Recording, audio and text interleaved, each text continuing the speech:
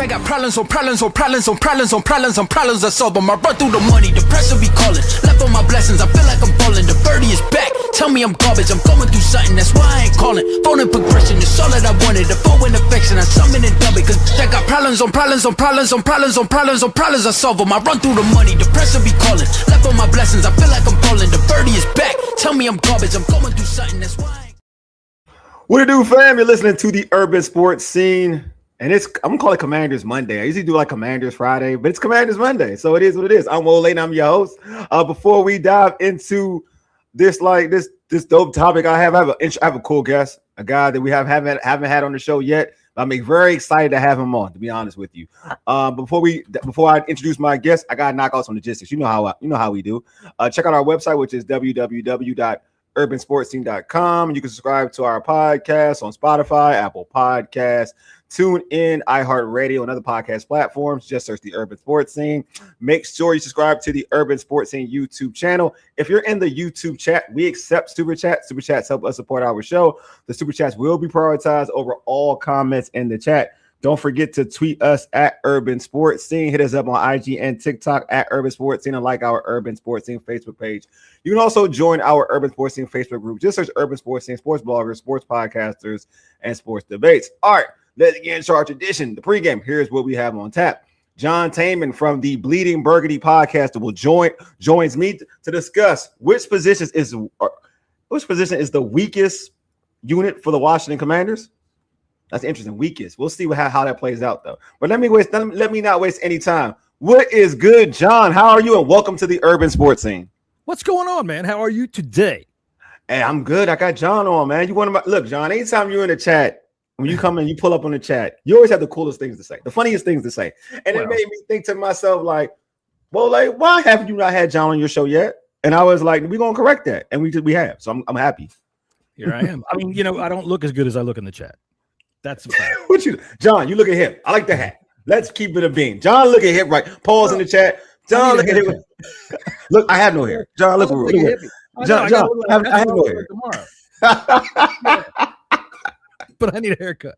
So I got it. My publicist really, they kicked the ball off on this one. I should have had the haircut today. I knew I was coming on the podcast.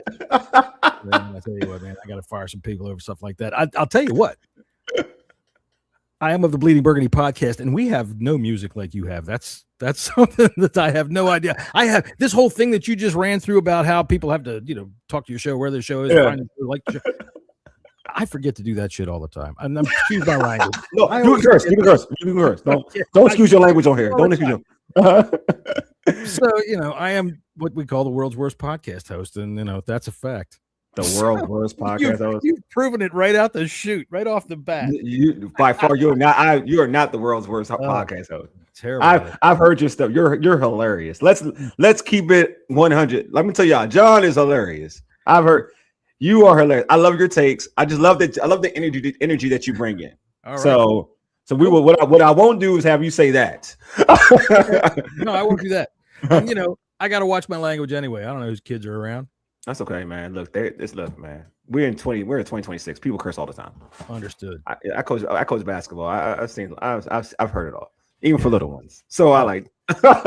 So we're here, John. John, yes, like that, John. Definitely. A foul. Yeah, exactly. So right. we heard it all. We've heard it all here. Okay. So, John, before we dive into this topic, I do want you to tell folks about the Bleeding Burgundy podcast. All right. Well, it's four of us, man. There's two of us from the UK, five of us. I'm sorry, three of us from the US, two of us from the UK, and we have a different perspective on things. We try to look at it as a fan show. We aren't. Yeah, there we are, right there. That's me on the left top. That's Jesse in the middle. That's Scott on the right. He was International Fan of the Year last year. Awesome. Big deal. They gave him a free haircut, I think, which I need. They gave him a jersey, but we just talk about the game as a bunch of fans. We are not X's and O's guys. We're not going to sit here and try. We're not going to break down the plays here and tell you how about what happened. Whatever, man. We're just sitting there having a few beers and having a good time talking about stuff. We do. I mean, we have comedy bits and all kinds of goofy stuff. Dude, I don't even know if you know. I've done NFL comedy for like, oh Christ. No, I didn't know that. Dude, All right, I used to do old bang cartoons. Okay. If you ever were among the Redskin fans that ever used to watch those things way back in the day, Mhm. in the bad old days of the early internet, when you could make anything you wanted and put it out yourself. And they're over on YouTube. Check them out. I had a podcast that started in 2006. Shoo, it went for 14 years. 2006. You I have had to a look it pod. up. Oh, I will. I had look at you. Look, you're like, okay. I'm gonna look it up. I am gonna look it up. There's a Wikipedia page about me. I don't mean to say anything, but that's one thing. He's saying Google me. No, don't Google me, because the person whose name will come up is a guy that wrote a book about a leper colony in Hawaii. So it's like I'm doomed all around there. John's doing pretty good. He wrote a book about a leper. Oh man. I'm gonna check it out. It's good to hear to somebody, because when I tell folks how long I've been podcasting, I always get like, "You've been podcasting that long?" So it's good to know that somebody's been podcasting a little bit longer than me. Dude, we used to have so much fun. It was back then. Like it was just audio. Yeah, For me, it was just audio. How many times did you have people? Hey, what time's it on? When's it on? It's like, Yes, yeah, you can anywhere, anytime. anytime. That's neat. Is it on a station? You have to. No, Yeah, we'd have to deal with that all the time. definitely. We have comments on here, but yeah, all right. So folks, make sure y'all subscribe to the podcast. It's dope. I have it actually. We have a banner, so make sure folks subscribe and see it. You gotta follow John here on social, and also like again on YouTube. Just the bleeding burgundy podcast. Just make sure y'all subscribe to it and support. Like, it's cool to support, man. Yeah. Always support. Like that's the main thing of anything that I put out there, especially when I have a guest. I just want to make sure people support. That's all I care about. I appreciate that, man. Mhm. The Commanders podcast community has to keep it tight. I think there's 14,611 podcasts right now devoted to Commanders. Seems like it. Right. So, everybody, we got to pay our dues up. You know who I'm talking about out there. This is the truth. No, I agree with you. I agree with you. Hey, You know what I mean? I'm with you. I'm with you, John. This is one of my things. There's so many Commander podcasts out there, and it just feel like sometimes some folks, I don't know, some people are kind of weird, but like, yes, it's kind of weird. Well, no, not like, I mean, like weird or how they, I don't know, but like, I feel like having like-minded folks and just folks, and we all don't have to have the same opinion. I don't think we have to. Like, I feel like that's the beauty of things. You don't have to have the same opinion, but at least you support the team, and and support folks who are putting out content, because like anything. I mean, I know you're like you're saying about your podcast, BSing about it, but your podcast is great. But also, like, it ain't easy. Period. It ain't easy to bring up content, especially during the dead time of football. Like, like now, like now. You know what I mean? Like we talking like the weakest link of the Commanders. Look how weak that is. You know what I mean? No kidding. I think a couple of them might be in Las Vegas. There's maybe a few at the beach. I don't know where they are. Yeah.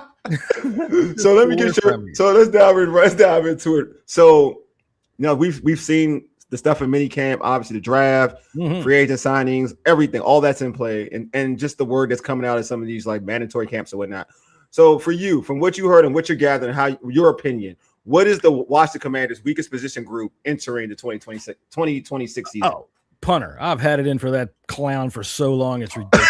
Jeff Way is just the worst. No. I know you are. Everybody knows that. No, honestly, clearly it's the cornerbacks. I mean, I have no idea who our nickel corner is. Okay. I have no idea. I mean, here, I'll tell you what. Let's take a look here. If Trey Amos is going to be on the outside, right? And we've got Amik Robertson out on the other outside. We've got Mike Sanders still back in the slot to try to show us again that he can play in the slot. They're all relatively smallish guys. Okay. So who's in the? Don't tell me Carlin Vigors. I don't want to hear his name. Right? That's one of those camp. Well, Witherspoon. Like everybody's impressed with Witherspoon. But I like that one. That's hilarious to me. Witherspoon. Oh, the Glenn Brenner vibe. Oh, hey, babe. I can remember Glenn Brenner. Oh, I do that. Yeah. Oh, come on. I remember Glenn Brenner. I don't have a tie, but we could do that. I do remember him. But I do like. So you think, all right? So because Amik Robinson, I feel like because I have a friend who's a Detroit Lions fan. And I was like, all right, because I was like not impressed with this him coming to the Commanders. The first signing. He's the first signing. So I asked him, he was like, Amik is better in the slot. He said, if you put him outside, he's going to get torched. He said that. So I was thinking that maybe Mikey would play outside. But again, like, I just feel like the Mikey inside thing needs to stop. Like, it is what it is. Mikey on the outside, regardless of what the reason is or whatever, and physical ability, I mean, his frame or whatever. We've seen the sample size as Commander fans, and even from his rookie year and his second year. When he was, even his rookie year, if you looked at the body of work him on the inside compared to outside, he was still way better on the outside his rookie year. Then you look at the body of work in the second season when they started him on the inside, and then compared to the outside, he didn't have a great season, but he was better on the outside again. Right. Well, I mean, the whole secondary was bad. No. Go ahead, John. Go, John. Go. The only thing I can guess is that having the sideline as an assistant over there to be able to work that sideline lets him be a little bit more physical with some of those bigger wide receivers, which is where I think he's better on the outside than he is on the inside. He doesn't get nearly as much contact with him like that. I agree. I like the way when he makes plays out there on the outside, it's because he's being a pest. Yeah. And for a guy his size, that's what he's going to have to do. Now, Amik Robertson, I've heard all kinds of stuff about how he played in a tough division against some top wide receivers. Yeah. Okay, well, how did he do? It's nothing. You're going to have to show me how he's going to do here. Yes. And once again, assuming those three are our guys, Amos, he's coming off of a major injury. So how's he going to perform right off the bat like that? And I don't think he's ever had a major injury like that to have to recover from. So sometimes they have to get a little trust under him. But again, I can't see anybody else on this roster that I would say is, this is our nickel cornerback. Darius Rush, whatever. Yeah. Antonio Hamilton Sr., who, by the way, is my age. He is. I can't help it. I'm at my high school reunion a couple of weeks ago. Oh, this is hilarious. I'm loving this already. I am loving this already. What did George say? George said, hard to choose between wide receiver and secondary. To John's point, for the biggest concern, weakness room, they are both big flashing red lights for me. We got here. Paul said Robinson claim to fame is how he did against Jamar Chase. I know, that's where a lot of people they love the way he played check Jamar Chase. So it's crazy. So cornerback, secondary as a whole, like, I know people like wide receiver or something that a lot of people kind of piggyback on. I'm actually not really concerned with the wide receivers like everybody, like some would be, some are. I understand the for George, I understand the concern, knowing it's Terry McLaurin as the only proven commodity in that group of individuals in terms of having successful NFL seasons. So I understand that, but I do think that I like the pieces that they do have. Like I do like Treylon Burks. I do like, I guess I'm one of the few that like Diami. I like and the rookie starting. I had Lake Lewis Jr. on the show, and he said some great things about Antonio Williams. Brown, Jesus. Yeah, Jesus, I know. We were talking about the other lunatic off other crazy wide receiver. He's nowhere near that as bad as nowhere. He's not like AD. He who shall not be mentioned. Exactly. I'm like you. I'm not nearly as concerned about the wide receiver room because to me, Jaden stirs the drink. All right. Yes. It's Jaden Daniels. Yes. And that gives me confidence in these guys. People were talking all last year, if we'd have kept Olamide Zaccheaus, he's a schmuck, for Pete's sake. It doesn't matter whether we have kept him or not. Right? I would bet you that's the first time this word's been used on this show. But hey, a schmuck, that's the first time. I'm not gonna lie to you. I love it. I love the word though. He is. He is. And so really, when Jaden is playing and he's playing well, he can turn those guys into guys that can play. And when we look at our roster, I see a lot of these people that are talking about how our wide receiver room ranked as of right now should be very low. And it's hard to disagree with that. But at the same time, you have got to give some thought to the fact that something is going to grow. Right? This isn't your groups of Malcolm Kellys anymore. Right? These guys have some. They have like Malcolm Kelly.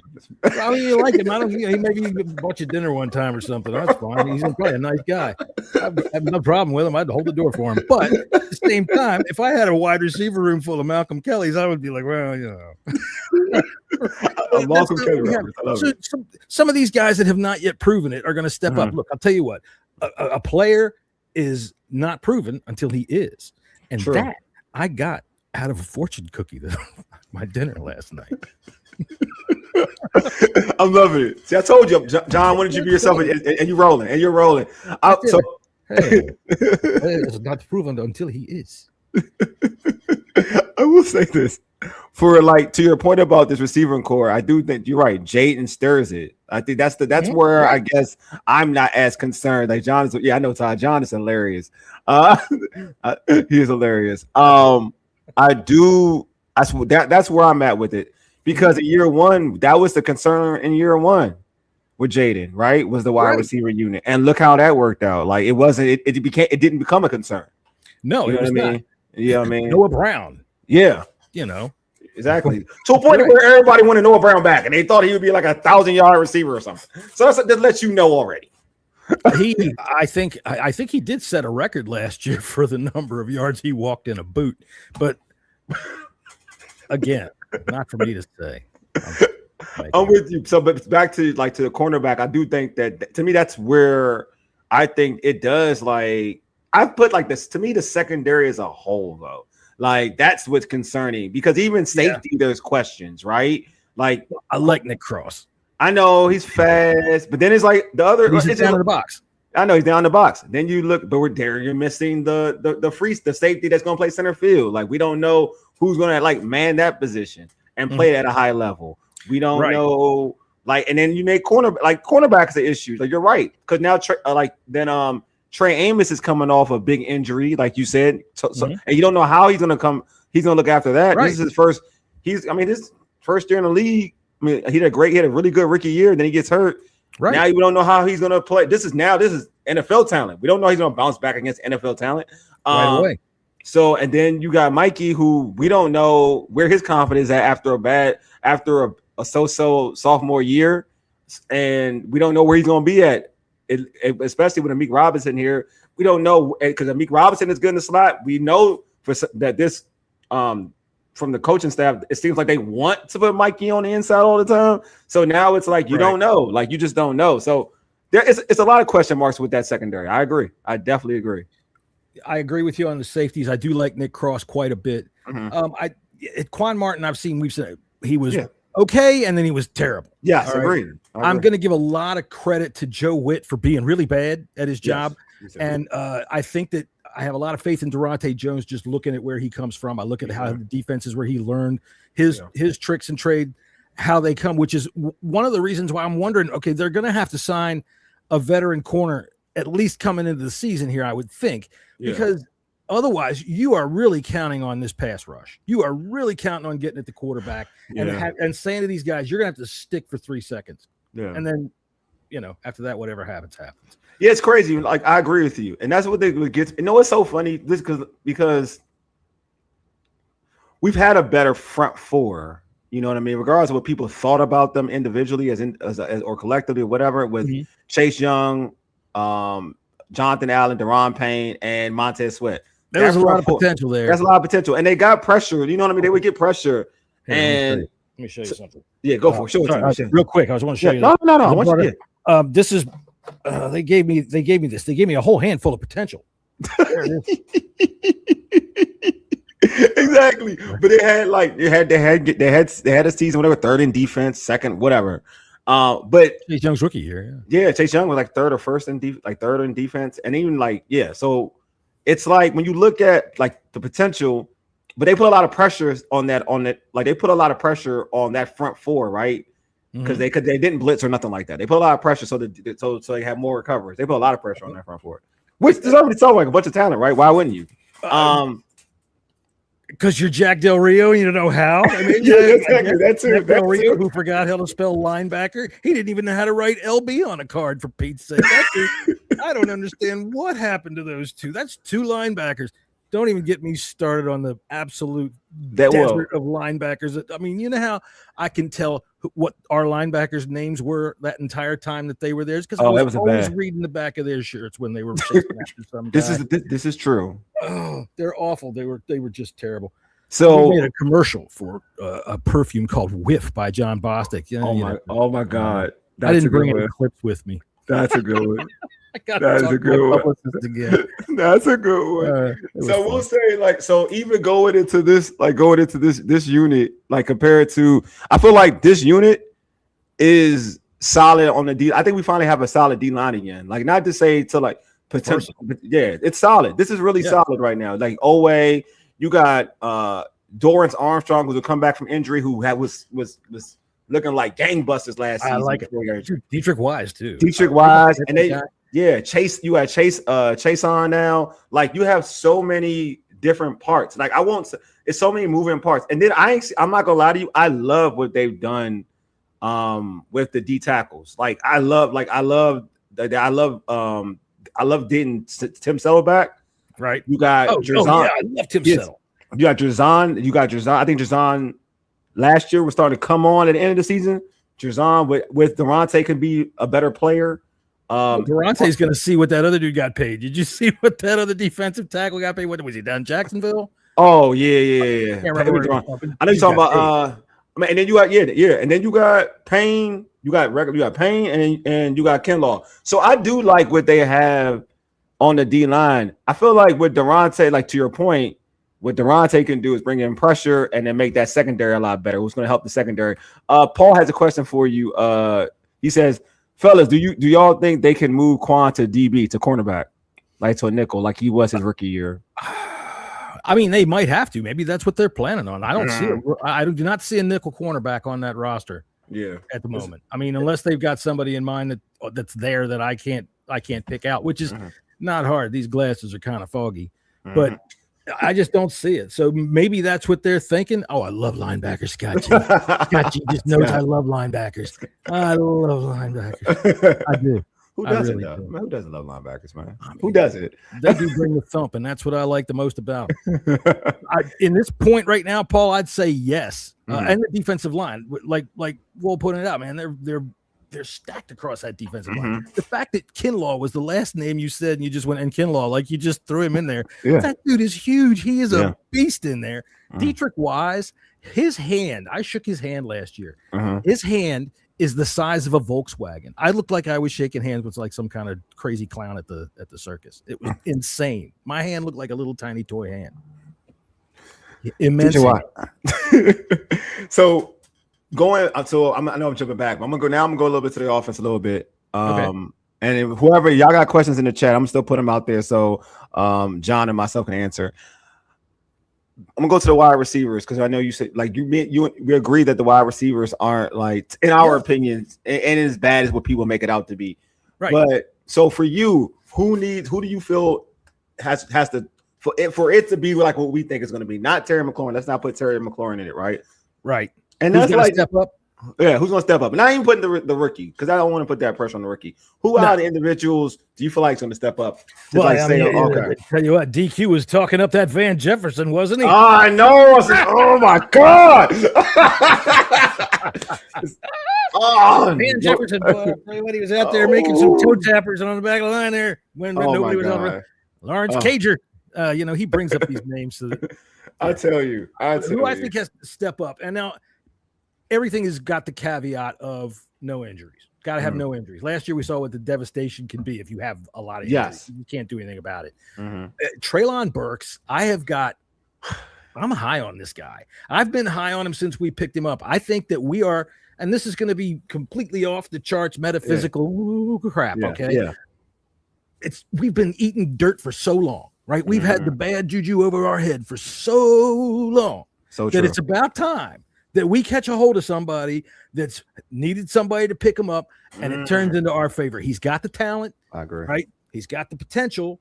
He just hasn't had the luck. He hasn't had a quarterback, and he hasn't been able to stay healthy. But if he can stay healthy, he's got a quarterback. And I think with the size that he brings to the thing, Jaden could fall in love with him. I agree with you. If he treated Noah Brown that way, right, I think he could really roll with Treylon Burks. McCaffrey has to step up, but I want to see Treylon Burks step up. Yeah, I think that Treylon, to your point, he's just the most. He's like, to me, he's the most fascinating receiver out of all of them. Right, because he's a high draft pick with the Titans. He was comped. I mean, it was a tough comp, but he was comped to AJ Brown. And you're playing. in Tennessee where you're replacing that said player, and it's not like you don't have and I feel like that's like the downfall of like not downfall, but that was when Tannehill was like declining anyway. Yeah. So it's not like he was a world beater in the first place. Yeah, exactly. And now you're going to a quarterback like Jaden Daniels, who, like we said in year one, where a lot of these guys no one was talking about, and he brought a name to him, gave them recognition, gave them money. To be honest with you, he got Deontay paid in Jacksonville. He got Olamide Zaccheaus paid in Chicago. He got him paid in Chicago. He got Noah Brown another stint here to a point where everybody thought Noah Brown was the best thing to slice bread. So like I've had some pretty bad sliced bread. I know, right? So molded too. Like but on injury reserve.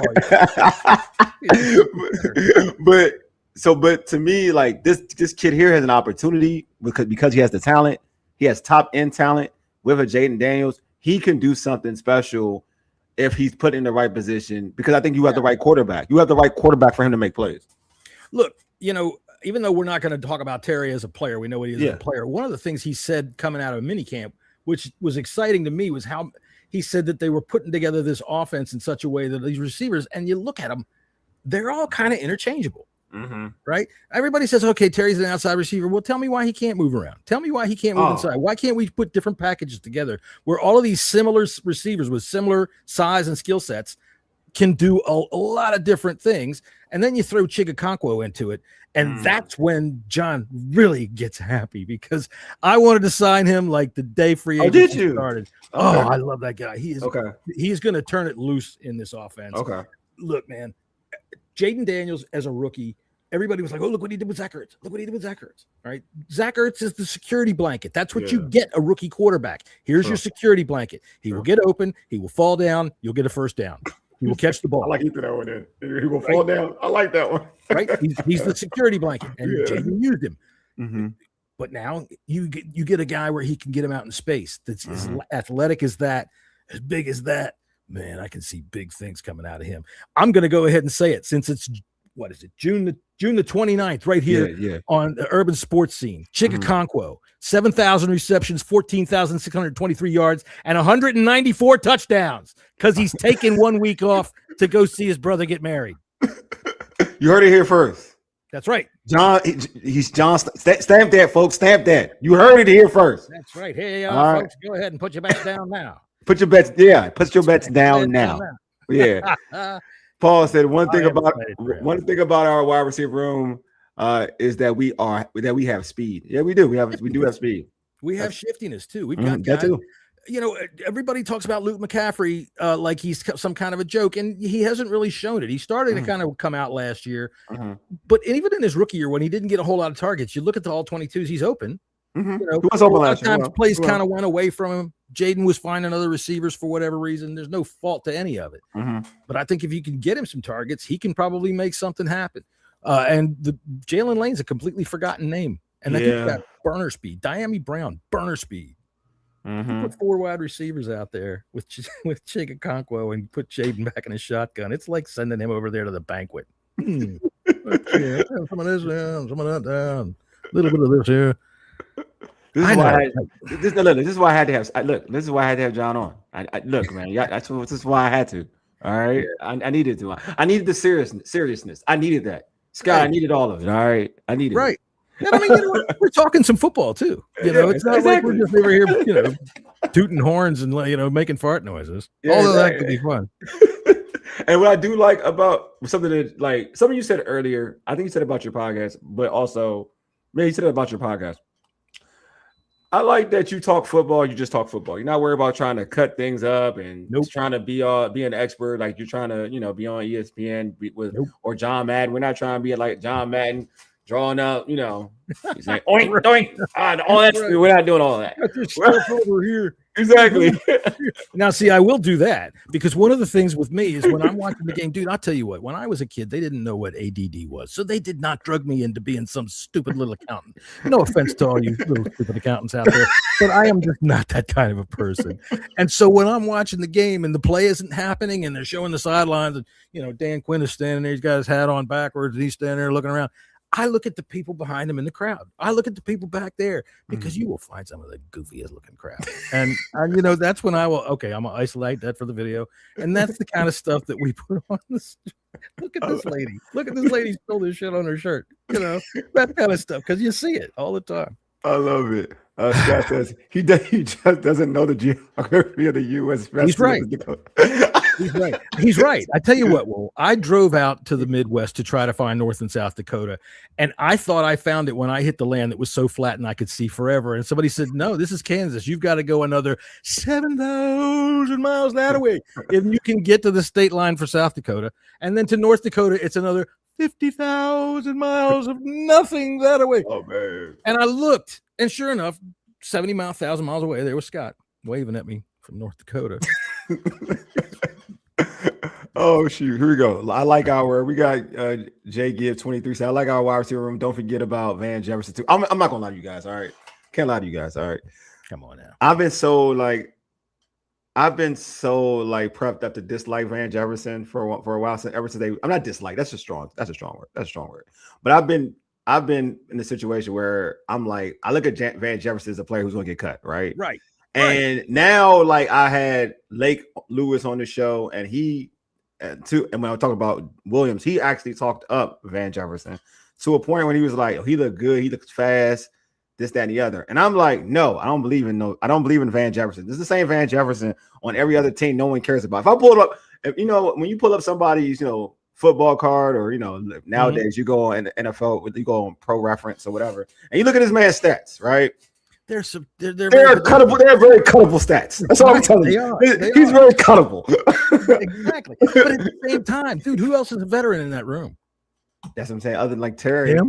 Terry. Yeah, that's it. So Van Jefferson always just sounds to me like he's been on a 70s sitcom. So he's cuttable. The way that they're talking him up, I think that what Dan Quinn, by talking him up with that incomplete pass, let's be honest about it, the ball juggled in his arms. When they put that video out and he's talking about him in these press conferences, this is Dan Quinn not coaching. He's coaching it off the field right now. And by telling you and telling me and telling this media people about Van Jefferson and Lawrence Cager and who's some of his other favorite guys that he likes to talk about, Carlin Viggers, these other, what it does is all these other guys, they have pressure taken off of them. But these bubble guys, they are now energized. They think, hey, I can be seen if I work hard, right? Look, they put Van Jefferson dropping a pass on, the Commanders' websites and shit on a video. I'm telling you, man. Right? So, what it does is it energizes that end of the roster, and it energizes this end of the roster to say, okay, well, you got to be talking about me. But for a guy like Antonio Williams, who's just coming into the league, that's invaluable. Definitely. Bleat and Birdie Pisco, appreciate you, my guy. Says, has JD's mom finally taken the wheel in the IU situation? I think she's about to be his agent. That would probably so. I think that's probably. I think that is going to happen. I'm not going to lie to you. I think I think she will be his agent. Hey, thank you. Appreciate the super chat. Full Commander Show. Appreciate it. He said, "What's up, fellas? For me, they keep 6 wide receivers: Terry, Antonio, Luke, Lane, Diami, Burks. And if it's 7, it's Ayuk. Obviously, yeah, definitely." Yeah. Who does IU kick off that list right there then? That's Van Jefferson. Well, okay, but I would see he's got all right. Full Commander Show's got Terry, Antonio, Luke, Lane, Diami, and Burks. Yeah. All right. So if he's going to be, if he says 7, if IU, but if they're only going to keep 6, yeah. Who does IU kick off that list there? That's a tough list to kick. If they keep, you saying if they keep 6, if they don't want to have 7, they just want to have 6 with IU. Right. I think that Miami might be looking at it. Depends on who really shines out in camp. Well, I'll say this: depending the way it's sounding in camp, like you can't go off of camp. The way it's been looking, Nikki Jablabla didn't like it at all. Like who? Didn't like who? Oh, she said they were dropping passes. Who's dropping passes? You know how it is with mini camp. They show a couple of 4-second videos of guys from shoulders to knee pads. Not even knee pads, from shoulders to knees, and a couple of real slow motion balls falling on somebody's hands. And Nikki Jablabla had a fit over it. Yeah, dropping passes. Yes, they keep 7. I think they'll keep 7 receivers if IU comes. I don't think you can trust IU though because the injuries. Because of what happened with Terry. This is how I look at the Commanders wide receiver situation. Mm-hmm. Like they're not in a situation to cut anybody they believe that can help them at wide receiver. No. So I if wouldn't it's mind keeping 7. yeah, I feel like they'll keep 7 if it's IU because IU if he's when he signs, I'm gonna believe he's gonna sign. So like when he signs, I feel like they're gonna keep 7 because it's just like the Terry situation, right? Remember, like Terry holds out, right, and then he gets hurt, and then you're screwed, right? So they went in with 5. Yeah, so you can't go in this situation. I think you just can't go in this situation when a player who hasn't played a couple years of football going into there and then relying on him as being your 7th dude, like the dude that you're going to rely on as your number 2 receiver. And if he goes down, then you're like, oh, I could have kept so-and-so to help out with the depth. No, I think they're just going to rather go with this situation because I don't even feel like the running back situation. There are guys that they can't live without. You know what I mean? Like I feel like there are individuals that they can live without at running back. Well, for one, let me talk to you about Ayuk just for a second. There, you saw him doing push-ups. Him coming in and playing NFL football is going to be a breeze. He did 10 push-ups. I mean, it's different though. No, what I would think would be absolutely hysterical is if the 49ers finally release him and we sign Diggs. That would be. Well, I'm not gonna lie to you. That would be hilarious. Sign all Diggs that work and we sign Diggs. It would be hilarious to me. Why not sign Debo too? I mean, shoot. We got the money. We got the competition. Look, the running back room, since brought up, that's the one spot on the offense where I can sniff a little trouble. Okay. Oh no, I'm not mad at you. Tell me why. I'm not mad at you for that. I'm going to say it with a big fat but. Yeah, but that has nothing to do with my family history. I just have a big fat ass. But I believe in Bill. I believe in Bill. Bill, you're going to bring us home. I believe in you, young lad. You went and had an off season where you put some muscle on and you're looking pretty tight and big and strong. And I love the way he cuts, man. When he gets into that hole and makes those cuts, he gets faster as he makes those kinetic cuts and smashes into people and bounces off of them. I like Bill. So I think the running back room, if you look at it from the outside, looks weak. But if Bill takes off, we got a gem. Yeah, I think I think Bill. It's funny because you know what? I had Felix Trammell on the show for Fox. Cool. I like Felix. Felix is a cool, real good dude. And he was initially thinking that White would be RB1 from him. It's possible. Anybody could be at this moment. Mm-hmm. You know, anybody could be. I think when they drafted White with Tampa Bay, isn't that what they envisioned? Yeah, he was supposed to be one. He kept fumbling. That's why. That's why the Bucky took his job. They drafted Bucky because they trusted Bucky, and Bucky eventually took his job. They were supposed to split. Then Bucky was just better. So Bucky took his job. But his issue was fumbling, which is funny because I feel like that's something that they value the football here, especially after last year. Everywhere. Everywhere they can fumble. Very true. All right. Never gonna deal with that. But at the same time, we got history. Ernest Biner was known as a fumbler. Ernest Biner fumbled away an AFC championship. I like we did there, yeah. And he came here and won a Super Bowl. Yeah, that's true. Gerald Riggs was a fumbler. He was a fumbler. He was. Yeah, that's true. This is true. Came here and scored a ton of touchdowns. That's sure did, a boatload of touchdowns. This is true. I mean, there's other times in the past when known fumblers. Tiki Barber was a fumbler. They taught him to hold that ball so far high up tight. There was a fumbler who played in Seattle. He was a running back, and he went to Amon Green. Remember Amon Green? Yeah. He was in Seattle. He was a fumbler, and then he got to the Packers, and they found out that he's one of these people that sweat ridiculously. So they put neoprene on his arms, and he never fumbled again. So I'm not too worried about him being a fumbler until he fumbles. Once he fumbles, that's it. Okay. I'm PO'd. What about, like, are you concerned about how it ended in terms of for Bill? Like, he started to kind of get a little lackadaisical with fumbling, and then, like, it seemed like he was overthinking. Do you think that he's going to kind of get that out of his system? I think that last year it's so off the rails that it's hard to really gauge anything. Now, I can gauge based on him. It's never good a couple of fumbles. Yeah. Right. That's just never good. But it's not unheard of. You know, you don't expect anybody to be perfect. I think that he showed enough in that season to show that he can be a very high contributor. But it's beyond him too. They've got Jerome Ford, right? Who I also think he hasn't been terrific at Cleveland, but I've seen him make plays. And there's one other one whose name, Katron Allen, for God's sake. Katron Allen. Yeah. I mean, I'm a Penn State fan, so You are too? You're a Penn State fan? Okay. So I'm going to be. I liked him better than Singleton. You know, I did. I like the way he runs. He's our in between the tackles runner. When we're talking about a short yardage man, I think we solved it right there. Okay.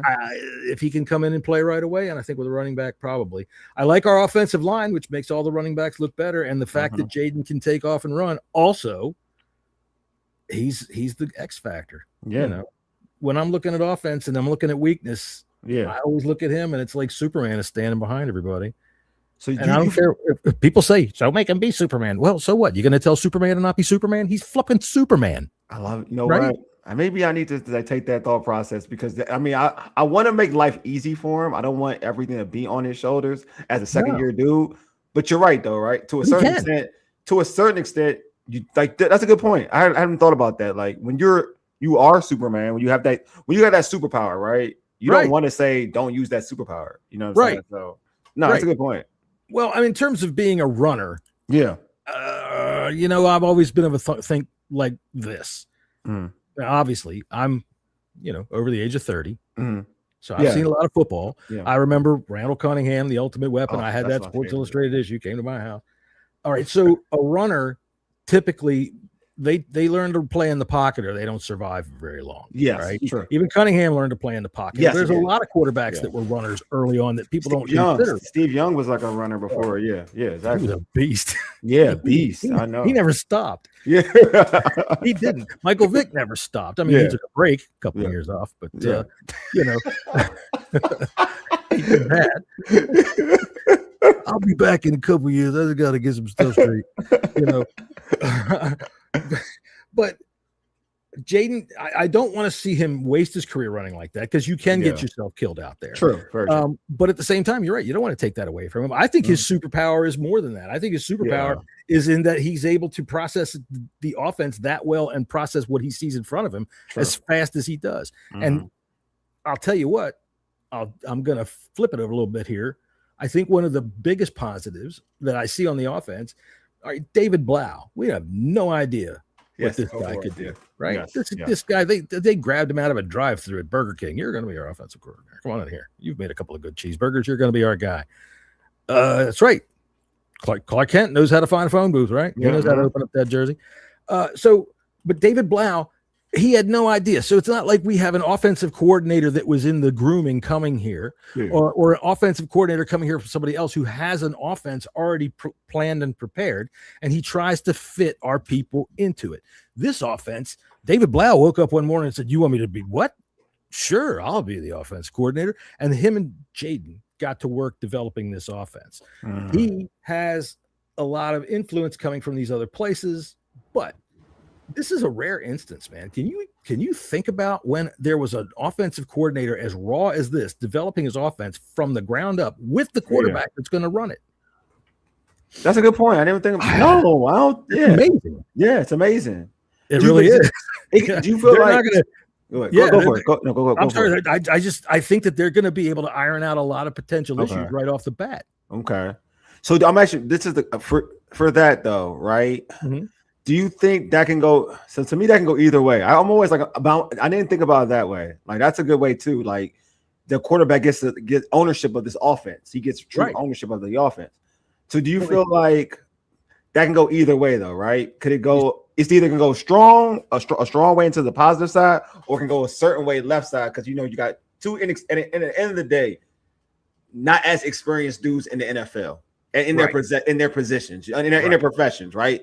Like Jaden is only a year or two in the NFL, and David Blau, he's a rookie offensive coordinator, right? Do you think so? Where do you feel like there's a balance in with that? Do you feel like it can go far left, far right, or do you think it's somewhere in the middle? Well, now you got me. I hadn't thought about it from that either way. Yeah.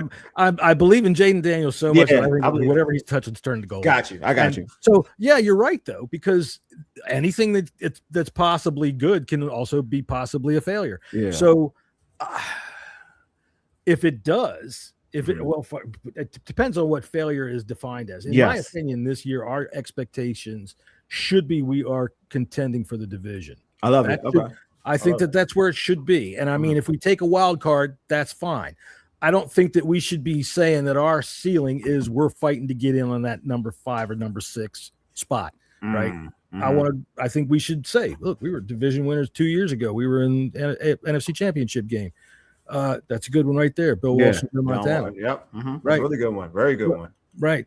So, and you see how well that played out. Facts. So Right. true.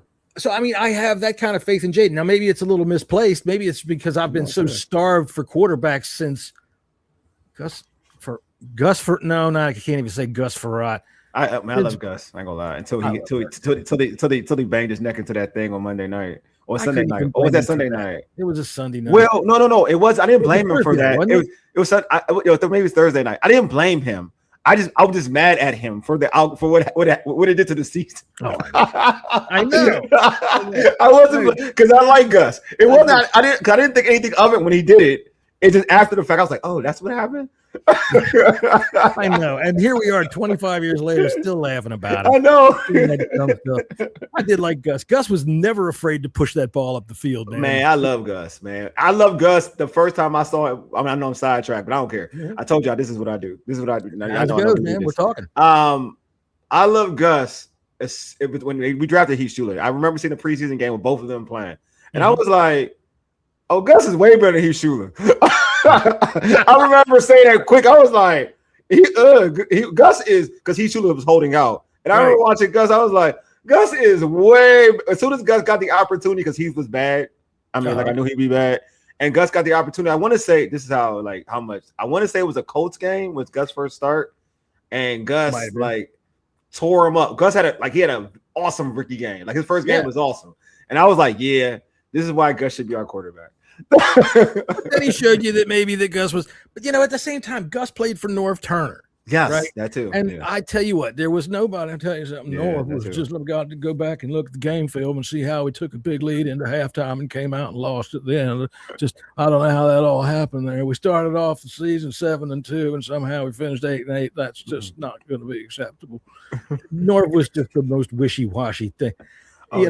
He just was. And that was where it kind of fell apart because he just couldn't put it all together when it needed to be put together. But there's a crazy stat with Henry Ellard when he played with Gus. Oh, my God. Henry Ellard used to be freaking amazing. Oh, him and Gus were like a first God, like this. Do you remember him and Henry Ellard and John Freeze? When they used to have like the weirdest connection. It was like, I thought John Freeze was one of the worst quarterbacks in the world before he came to Washington.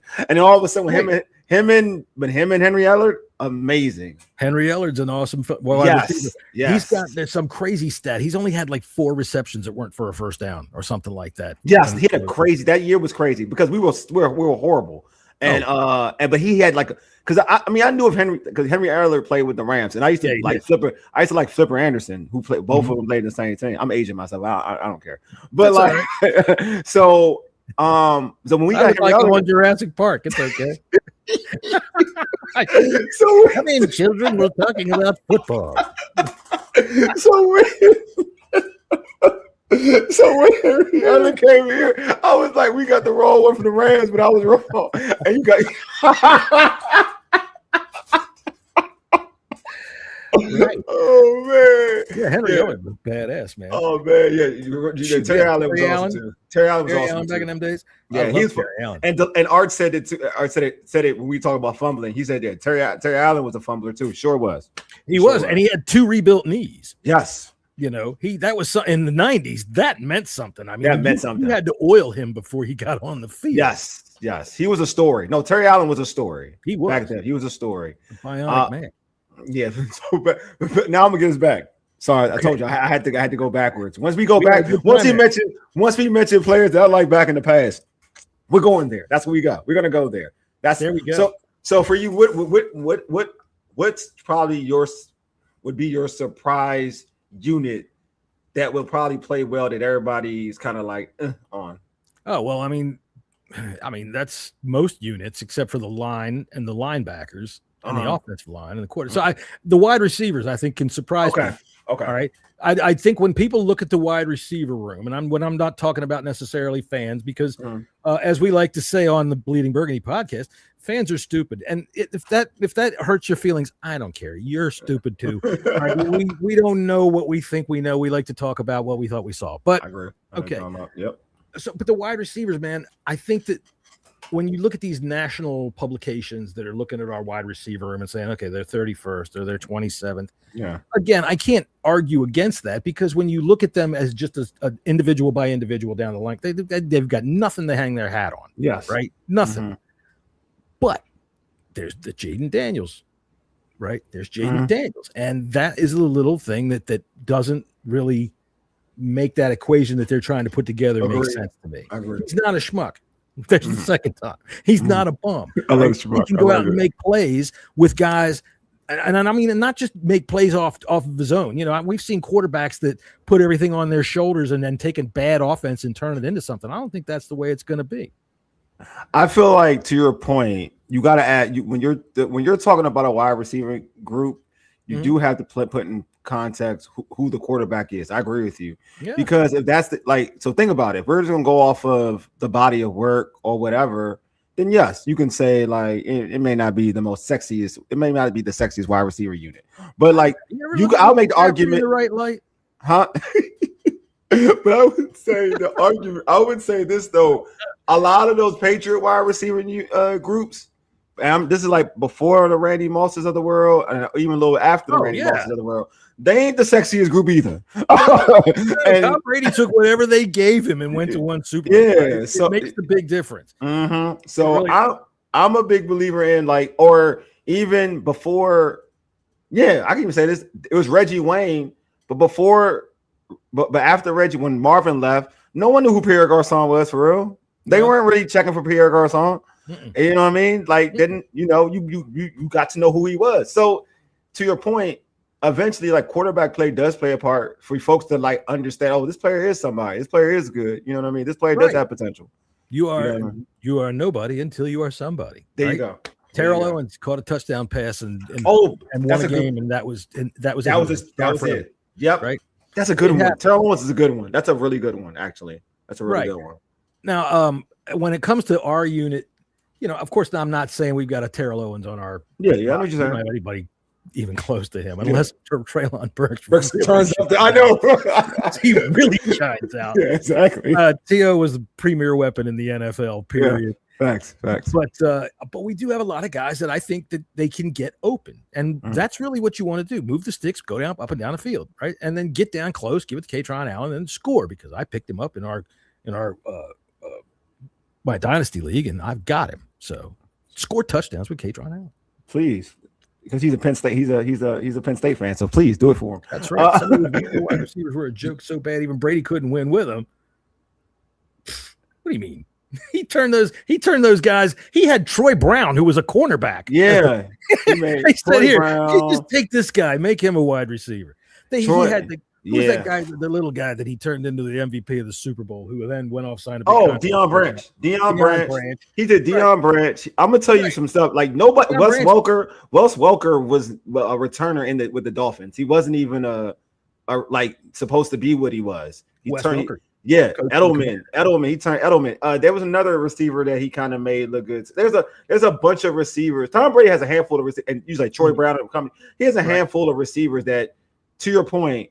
Right. It's funny. The ones that, other than like obviously Randy Moss, but like the ones you would think he would have a great year. Like Che had Ocho, and he didn't do nothing with Ocho. But like the ones that you would think that he would definitely take off with weren't those type of guys. Tom Brady likes to shoot. Kevin Falk as a freaking running back, receiving back was also with Tom Brady. Tom Brady, to your point, John, is like. And people know as I'm a Michigan fan, but Tom Brady's not one of my favorite quarterbacks. But he is I reckon recognized game. Arguably the best quarterback that ever played this game. Oh yeah, and you can't argue with success. Yeah, exactly. But not just success, but like in clutch moments and doing it. Like I can't come out here and say like I preach a certain way of my view on sports. When you do something with a limited roster or talent base that you're as a quarterback, like you're not throwing to like the Terrell Owens of the world often. You're not throwing the one year you got Randy Moss, you had a historic season. Like you don't need Tom Brady is one of those individuals that doesn't need elite wide receiver play to look good. No, he does. That's and to me, you got that. To me, I put that on a different category as being a quarterback. They seem to sign every running back off the in free agency too. Aging running backs, they pulled them in. Didn't make any Corey difference. Dillon, all of it. They have aging backs. It works for them. It makes for and they demanded excellence. Tom Brady demanded excellence, and he got it. You know, the thing about Tom Brady, because everybody's going to look back and they're going to say, "Oh, he wasn't all that good because I'm on the internet and I know better than you." But the thing that makes Tom Brady so good is something you barely even see. And it's just a little tiny shuffle step here. It's just a little tiny hip move up here. It's how Tom Brady maneuvers the pocket and makes it happen. It looks like he isn't doing anything. Yeah. But the ball gets up the field, first down, touchdown. No, I literally had a conversation with a friend of mine who played for the Patriots. And I asked him, I was flat out, I was like, because I'm like, I want to get your opinion. Like he's done retired. Like, I want to get your overall real opinions. Like, is Tom Brady really that good? He said, man, yeah, he's it. Yeah. Like, he said, Tom Brady is it. Like, it didn't need to like gas him up. He was done playing in the league. He said, Tom Brady is it. I was like, nah, man, no, he's legit. He it. Tom Brady is the best that he's ever gone with and gone against. Well, that's a good question. Paul says, how many teams have great wide receiver rooms? And really, when you look at most teams, their number 2 wide receiver as compared to their number 1 wide receiver doesn't do jack shit. Yeah. It really doesn't. I mean, the Bengals, they have a great wide receiver room, but where do they go? Yeah. Nowhere. They can't protect their quarterback.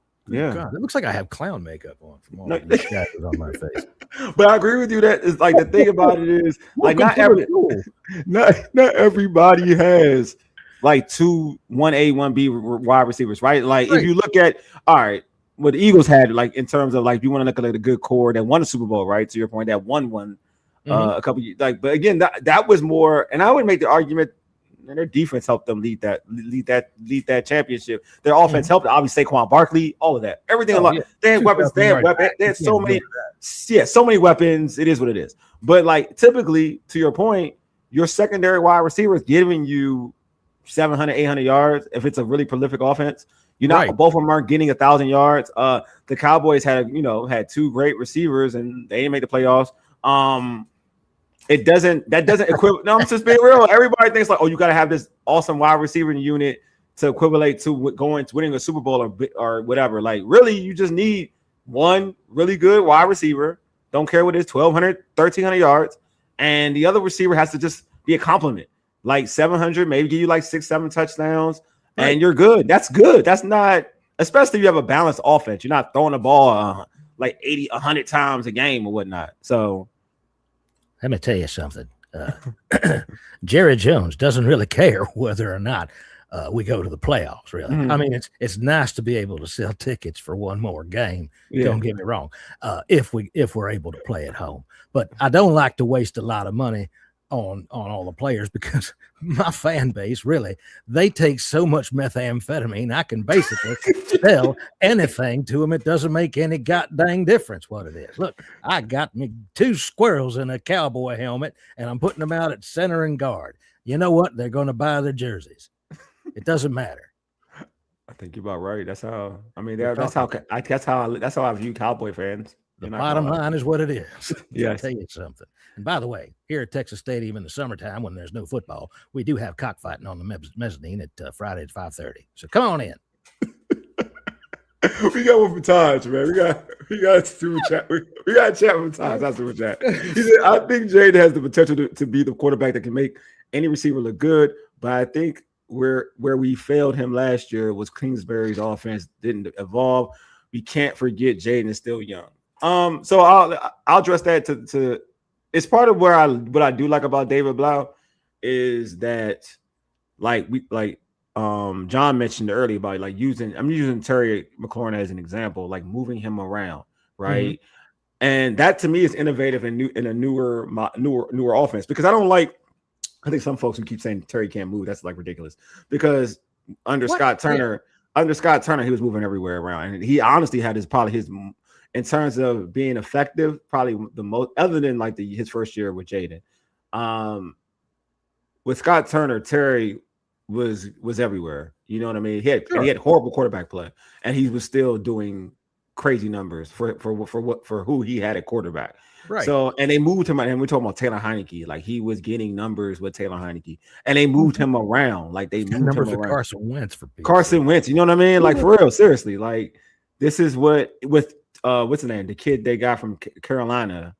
Yeah, I remember. Allen. Right, Yes, Allen. yeah, Allen. So like and they were moving Terry around. So I think Terry I think the offense with Jayden Daniels with David Blau, there's going to be so many things that will be opened up. That's going to be easier for Jayden to recognize and see, and players will be open and get mismatches where, like, now it's not like, all right, so and so is on this side. I'm just using Antonio Williams on the side. Next on third down, Antonio Williams may be in the backfield. You know what I mean? Like, I feel like it's important to have that nuance at and when you call in plays, because now defenses can't figure you out. I'm excited about David Blau. Like, little by little, at first I was like, all right, because I wanted somebody else, but now little by little as the season goes on, and and I'm all about impressors. I'm not all for rah-rah speech, but I am all for little things that I can take apart and say, like, all right, you have a plan. Like, I'm all about having a plan. Like, that's why I didn't like Joe Witt Jr. off the rip, because I feel like he was talking way too much before, and it was all rah-rah talk. You didn't have a plan. I know he wasn't. Doesn't shut up. You know what? The other day I was trying to get out of Walmart. He was sitting on his stool. So you like the weather out there? It seems like it's going to rain. Yeah, whatever. I got to go. Let me see your receipt. You bought yourself some cat food, did you? Thank you, Mr. Witt. Thank you. You know what? Last year, when you talk about how they kind of held Jayden back, the lack of adjustment was really bothersome all season long. And in the Green Bay game, I thought showed it off right away. Green Bay's defense rushed 4, and then everybody sat 10 yards off in an umbrella, and we ran right to it. We didn't change. Nobody looked at anything and said, we could do something different than that. We could look what they're doing. They're doing this every play because we're walking right into it. Why don't we do something different? And, it kind of set the season up, because that game was a slap in the face. We weren't all beat up at that point. That was game 2. Terry was still in there, everything. And it was just, what are you doing out there? So, yeah, I'm looking forward to what Blau can do, because I'm hoping he learned lessons from that kind of thing. So it is a big unknown. Now, Durante, I have a lot of confidence. So Durante is interesting too. Are they all interested? KOC moved Terry the best. KOC had like 1 year of like that 1 year with KOC, because I do remember KOC was an OC 1 year. That 1 year, well, not even the whole year. KOC was an offensive coordinator. Well, when they made the fire, Callahan moved to interim head coach, and then KOC was no. I was actually, because I noticed I was on the beat, because I was actually like covering, and I remember, I remember cartoon about that. Yeah, did you? Yes, I did. That's awesome. So Callahan, so KOC for that limited brief period when he got to call plays, because that's the time he got to call plays. Then they were moving Terry around and did everything. That's limited though. I would say that's like only like 8 games, if that. Arch, there wasn't that many games that KOC got to call plays with the at that time the Redskins, I guess. Yeah, the Redskins. It wasn't very long, because right after that's when Gruden got fired. I think he got hired right away anyway. Who, KOC? And really, I think his seat's as hot as anybody's in the NFL right now. Yeah. Who, KOC? You think so? Oh yeah. Look, man, I'll tell you what. I think we're going to go ahead and go with this here rookie quarterback. Oh man, thank you, Mr. Darnold. I'm a Michigan fan, man. Thank you for your 14-2 season, or 13-3 season. Head on off. Oh, he won the Super Bowl while my rookie quarterback fell on his ass, and even my superstar wide receiver can't bail out anything. Yeah, his seat's hot. His seat's hot. So. And now he's going to go with Kyler Murray. You know what's going to happen to Kyler Murray? It's going to snow, and they're going to lose him.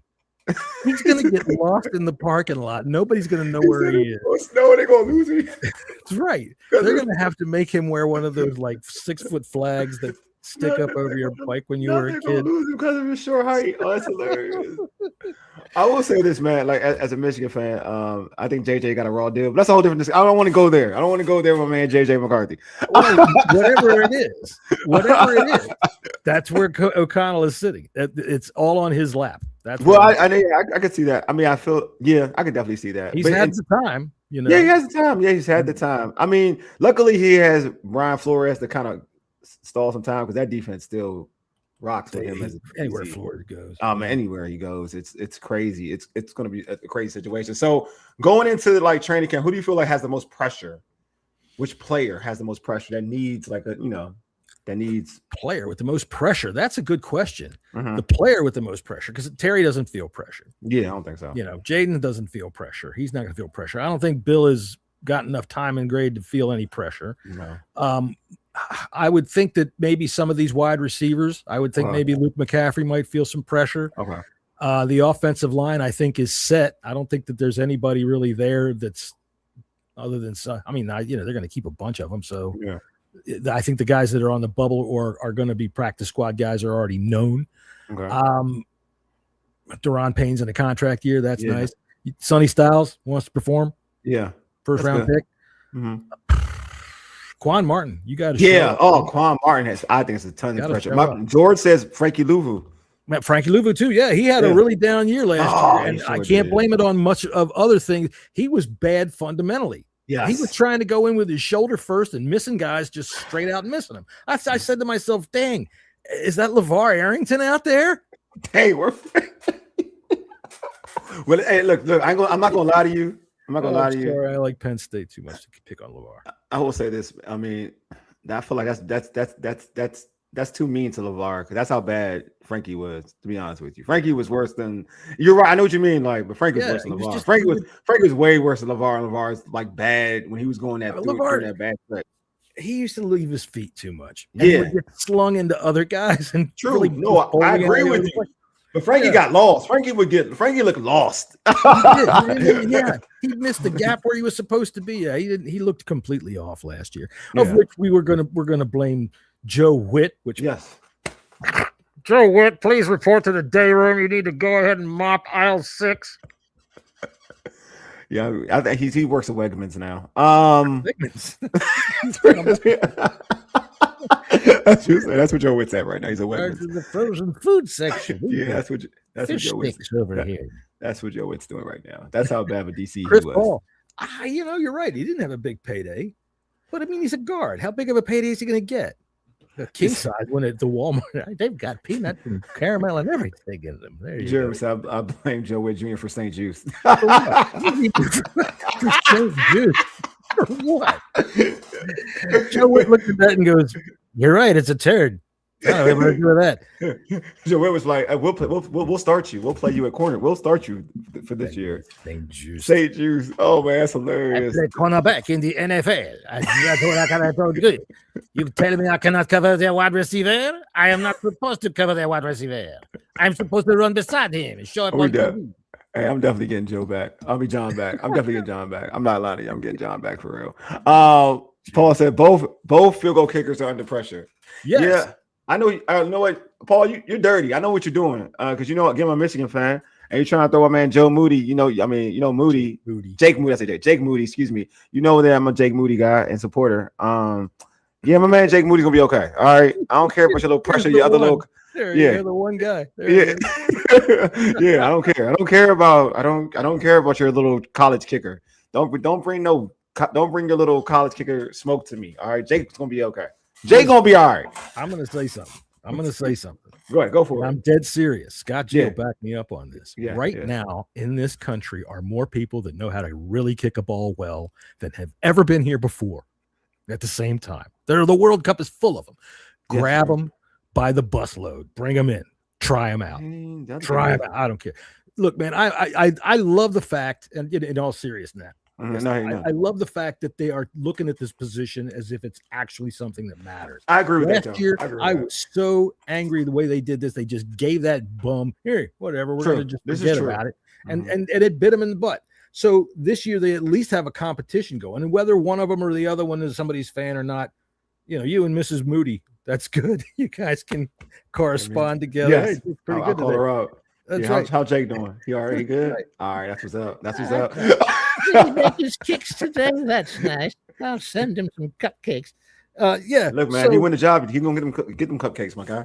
Right, you know what, I tell you what, I'm all about working them out. Just work them out. Kickers. Keep working them out. Keep working them out. They're a kicker that is of the ilk of like a one of the greats. What's the pervert's name from Baltimore? Oh my God, my man who likes massages. What's his name? Shoot, I forgot his name already. But a guy like that, man, Justin Tucker. Well, Justin Tucker, right? Justin Tucker, right. Tucker. Okay, so that is a kicker. That's a great kicker, right? That's a kicker. That's a great kicker. And they come along about as often as a great quarterback, right? A franchise quarterback. When you think about it, kickers. They don't last anywhere. You got to be prepared to get rid of them. These people that are on social media, and of course, no offense to any of you, but you're crazy hanging on to a kicker. I love this kicker. He's the greatest guy in the world. I don't care if he marries your sister. If he misses a field goal and an extra point in the same game, off he goes. Or at least you got to let him know that he's only on a month-by-month lease. You don't get used to him. Keep working him out. That's what I'm happy about for the kickers here this time. I do like that. You're right, though. I'm always decide, like to your point about Jake Moody or whatnot. Like I do like that it's a serious competition. Yeah, and you just want them to have a real because I feel like anything, competition breeds success, right? So if you go into a situation with no competition, you're feeling real good about yourself, and then mistakes can happen. If you've already been trained that you can't make mistakes because you're gonna lose your job, that carries over to the regular season. So I agree with you. Competition breeds, like if you want a championship mentality, competition breeds championship mentality, definitely. Absolutely. My man Jeremy said most pressure, Scary Terry, he gotta lead the no-name receiver crew. He gotta elevate that room. I mean, yeah, in a way you could say that's pressure, but I think he can do it, and I think he's confident in his ability to do it. So I don't think he feels the pressure. Okay. Or if I'm Ron Rivera. All right, that was a bad joke. You can't do that anymore on the internet. Good grief. Sorry, that was a terrible joke. We're having to cut that. Cut.